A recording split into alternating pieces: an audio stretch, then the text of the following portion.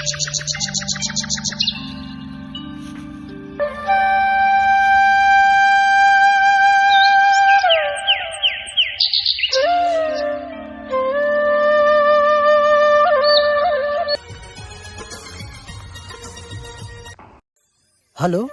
महीने बाद तुम्हारे एग्जाम है। अगर मेरे से शादी करनी है तो तुमको पास होना पड़ेगा।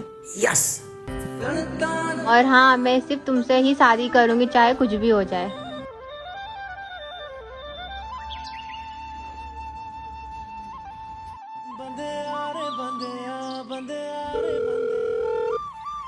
हेलो, सौम्या में पास हो गया। मैं उसकी मम्मी बोल रही हूँ। नमस्ते आंटी, सौम्या कहाँ है? वो कमीनी तो दूध वाले के साथ भाग गई है।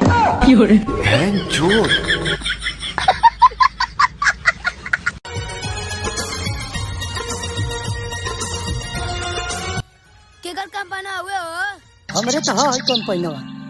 हमार हाई या।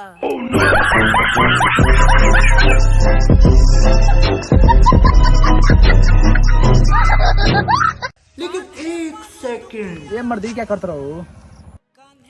जहाज तो उड़ाओ तनी। आओ ना, तू उड़ाओ।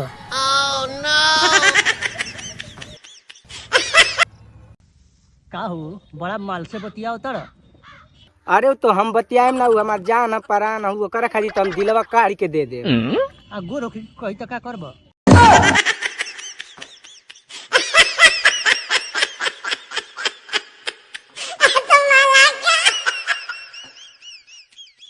लेकिन एक सेकंड। और भाई क्या हाल बा? ठीक है भाई। क्या हाल बा तारी मलिया के? ए मर्द को बार कोई ब्रेकअप हो गइल। एक के बात एको बार पूछला मर्द के तारी मुंह से बड़ी मजा आएला। ये भगवान क्या जुल्म है। हमको सिर्फ फांसी का सजा चाहिए।